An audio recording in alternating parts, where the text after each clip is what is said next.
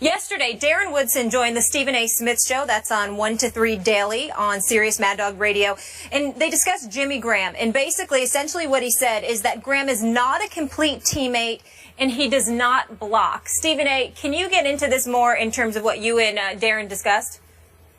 Well, I asked him about Jimmy Graham because Jimmy Graham only has about 18 receptions on the year for like 174 yards.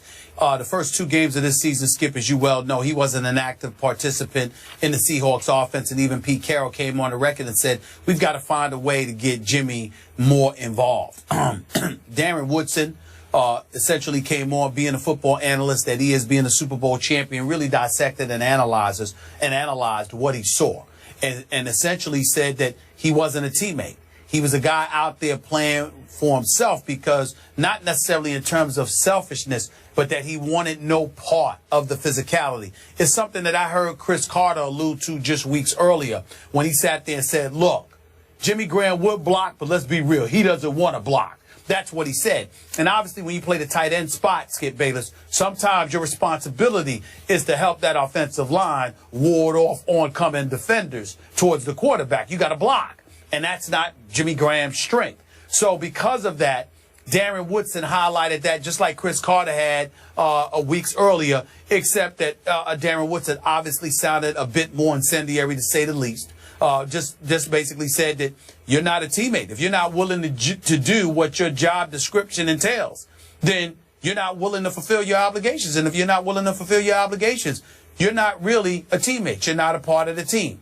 That was the conclusion that Darren Woodson came to. Now, we all know, to at least some degree, Jimmy Graham's background, how a lot of people have been getting on him lately. Outside of Rob Gronkowski, he was considered an elite tight end in the game of football in terms of his talent. We saw him humbled significantly when he went up against the Seattle Seahawks over the past couple of years. So the allure surrounding Mr. Fantasy Superstar himself, Jimmy Graham, sort of dissipated to some degree because we know that the fantasy football lovers just absolutely love him. But then he ultimately gets traded from, New Orleans to Seattle. And you're thinking, well, he's supposed to shine in this particular system. That has not been the case. And so it's been open season on him. Then now you see these stories coming out, talks about his background, talks about foster care, talk about being abandoned by his mom, talk about some of the things that he had to endure. So to call him soft in any way seems sacrilegious and idiotic. But in the end, what it comes down to is this, in my estimation, Skip. The problem with Jimmy Graham is that Jimmy Graham is a tight end that does not view himself as a tight end. Jimmy Graham sees himself as a wide receiver. Remember that beef he had with New Orleans a couple of years back when he was looking for additional dollars. He was saying, I'm not a tight end, I'm a wide out. And I guess it was the arbitrator, whomever it was, had declared that, no, you're a tight end, just like the New Orleans Saints says you are. And so they went from there because he was using it because apparently some money's allocated for particular positions and what have you. So that's what happened with that. But in the end, I think that Jimmy Graham is still a big-time talent. I think he's somebody that could play the game of football very, very well. I think it would behoove Pete Carroll, Darrell Bevell, and the Seattle Seahawks offense led by Russell Wilson to get this man more involved, because the more lethal Jimmy Graham becomes offensively, the more of a problem Seattle's offense is going to cause for opponents. With Beast Mode, Marshawn Lynch, with Lockett and those boys, I think they can make some noise. But obviously, people are down on Jimmy Graham right now, and Darren Woodson is definitely first and foremost on that list. Yes, he is. Stephen A., as you know, I covered Darren Woodson when he was a Dallas Cowboy. He was as tough a safety as I've ever been around in my many years covering pro football. So I get where his heart is on this matter. He's basically saying, I wouldn't want that guy in my locker room on my team because I don't like the contribution that he's bringing. He's not giving what a football player needs to give at that position. And I don't want to be too hard on Darren, but you're right. There's an identity crisis here going on with Jimmy Graham because he does not consider himself playing that position. He doesn't think he was more basketball player than football player. He played all 4 years of basketball, only 1 year of football. So he's a little bit of a fish from Miami out of water in the NFL in that I don't think he ever wanted to block anybody. He's not into high contact. He's not a Darren Woodson. He's not built that way. And so I asked all the analysts, what did you expect of him? Because you made the point, Stephen A., as they went through arbitration. The stats showed from last season in New Orleans that Jimmy Graham lined up as an inline tight end only 33% of the time. That meant that he lined up in line 291 times. All the other times he was in the slot or split completely out wide, 486 times. So I thought he had a good case that he's much more hybrid wide receiver than he is pure tight end. So when he got to Seattle, you and I talked about, man, how are Cam Chancellor, Richard Sherman, all the rest in the Legion of Boom, how are they going to accept this?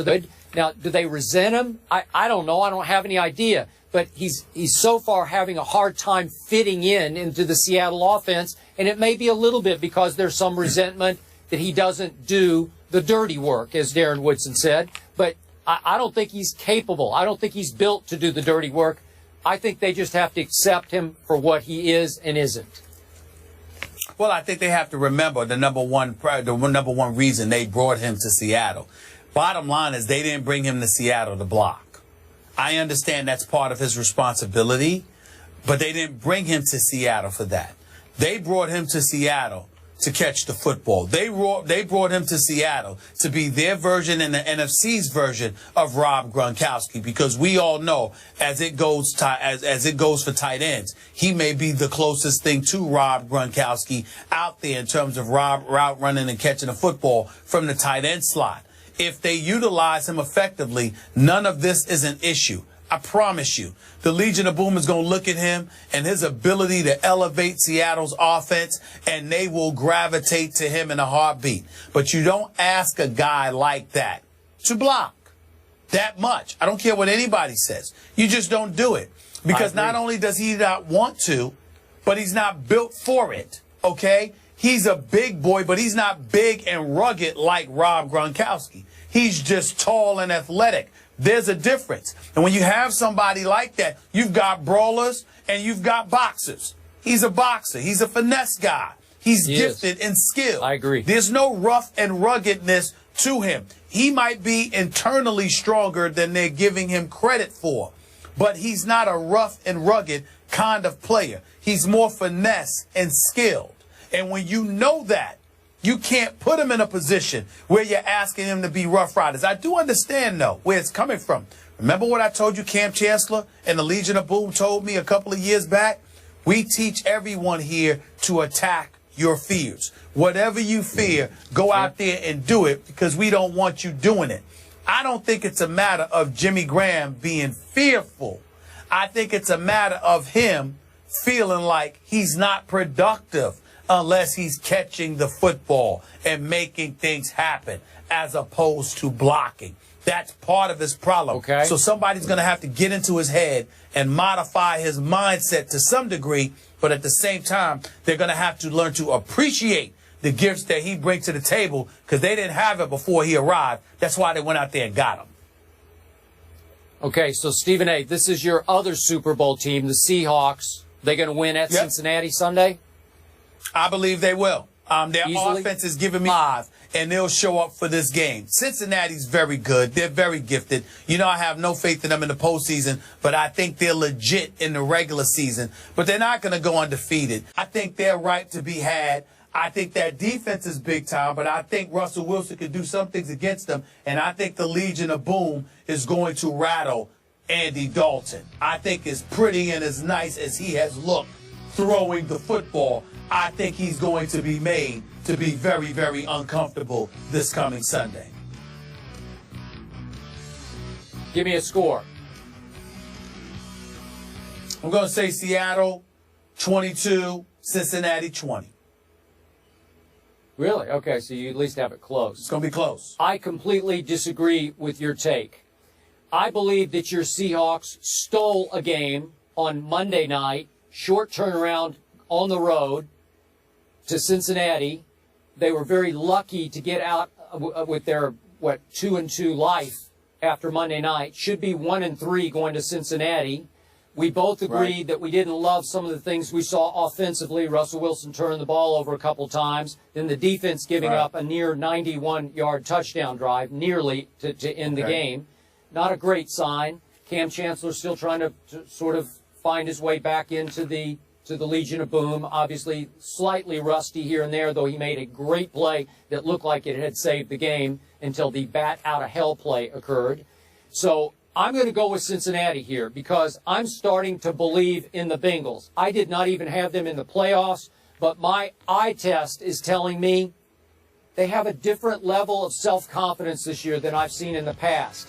Last few years, they have roller coastered all the way through the year, and maybe they still will. Maybe this will be the start of a decline. But I like the way Andy Dalton is carrying himself. He seems to be playing with a much higher level of self-confidence than I've seen in the past. So after what they did, just obliterating the Raiders on opening day at Oakland, they went and won at Baltimore. I'm going to go with them. I got a close score, too. I got 21-17 Bengals over your Seahawks. Well, I'm going to tell you this much. Andy Dalton has looked incredibly impressive. He's completed 67% of his passes. He's only thrown 1 interception on the season and 9 touchdowns. You know, his QBR is at 87, which is really, really great. It's better than most quarterbacks in the league, if not all of them. And then when I look at Giovanni Bernard and Jeremy Hill, I give a lot of credit where credit is due. And, of course, A.J. Green is one of the top 5 receivers in the game of football. And this defense is no joke either. But I do believe, Skip Bayless, that it may very well be too good to be true. Andy Dalton, in my opinion, can't continue to play this way. I could be wrong, but I don't believe it. What I would say is this. I want to give Marvin Lewis, who obviously I've called out on many occasions, I want to give him credit and be fair to him for the outstanding job that he's doing thus far.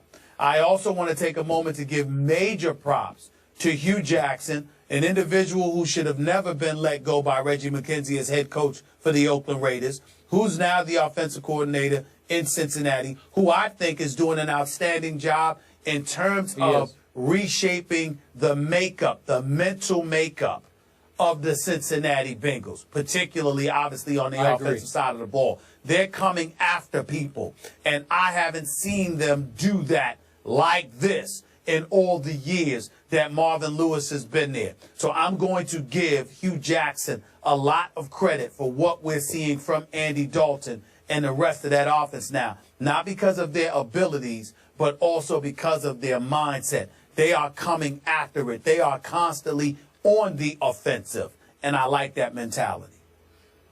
Agreed. Stephen A. has Seattle, Skip has Cincy, both expecting a close one. Jimmy Graham, obviously a highly talented weapon, yet to fin with his new team. This situation personally reminds me a lot of DeMarco in Philly.